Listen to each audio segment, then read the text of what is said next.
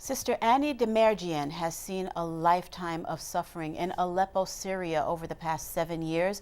Now, as conflict is beginning to die down, her ministry is no longer about getting emergency supplies to those in need. As buildings collapsed and food, water, and electricity were scarce, the current challenge is to help people begin to rebuild their lives. And Sister Annie joins us now. Sister, thank you so much for being with us. You have said that you used to live each day, minute by minute, never knowing when bombs were going to fall or who would die next. And I can't imagine that. But now you're spending time, you're reopening garment factories, you're helping people find jobs and develop skills. Can Aleppo, which is like ground zero, seriously be rebuilt?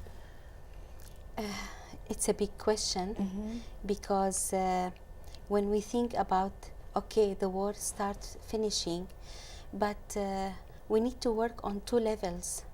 The building of soul and heart, and that is the most difficult things, and rebuilding the houses.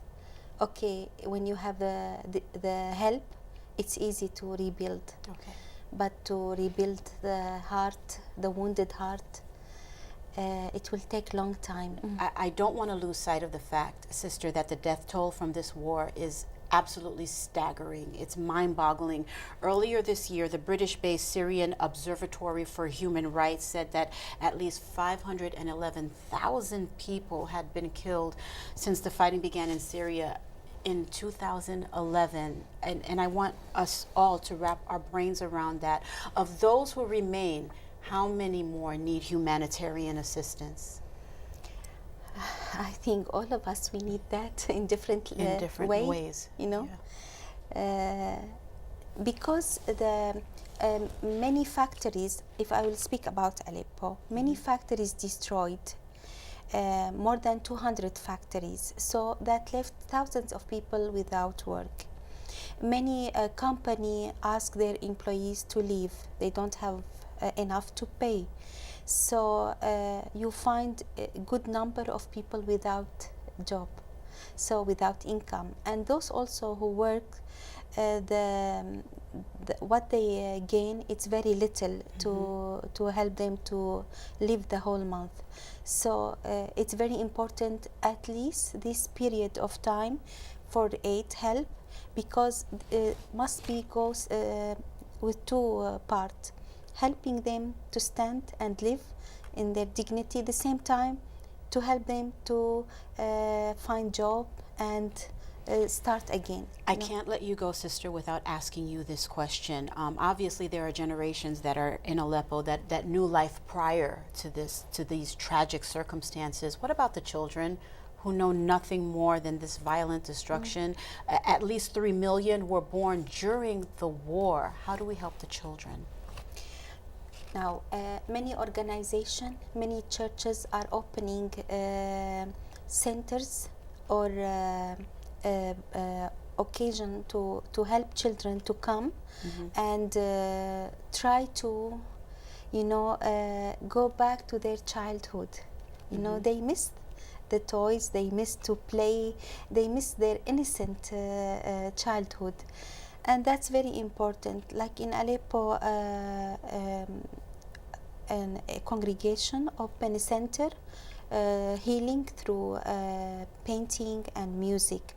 Other organizations, they are trying to do a lot of activities to start helping the children. Sister, for many, and really quickly, Aleppo is a world away, but how do we help? There must be ways that we here in Brooklyn can help the situation in Aleppo.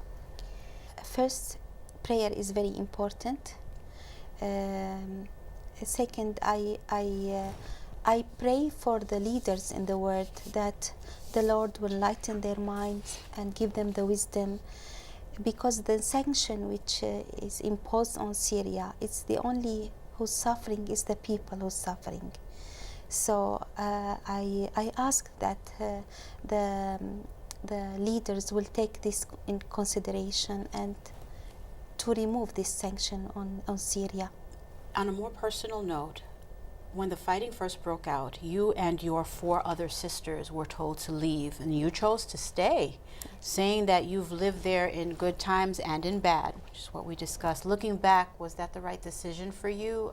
Would it have been the right decision if you had to give your life for this? Actually, we were 7 sisters, 2 from British and 5 Syrian. And all of us receive a message from our provincial saying we are free if we want to leave. We had meeting, I remember, in that time, and our sisters from British said, Syria is my country, I can't leave it. I lived years here. And that's, you know, it's make me feel touched by this deep way, you know. Yes. And all of us said, no, it's our country. You know, this is the time we must be with our people. And I think, yes, it's a very good decision because, okay, it's a very painful experience. We lost, personally, I lost many good friends to me during the war. When you think that you make little people, little children smiling and happy, old people relaxing. Yes. It's, you say, I touch the goal. You know? Sister, I am in awe of your faith, and I am so thankful for your service. Thank you for being here and having this conversation with me. Thank you for this opportunity. Absolutely.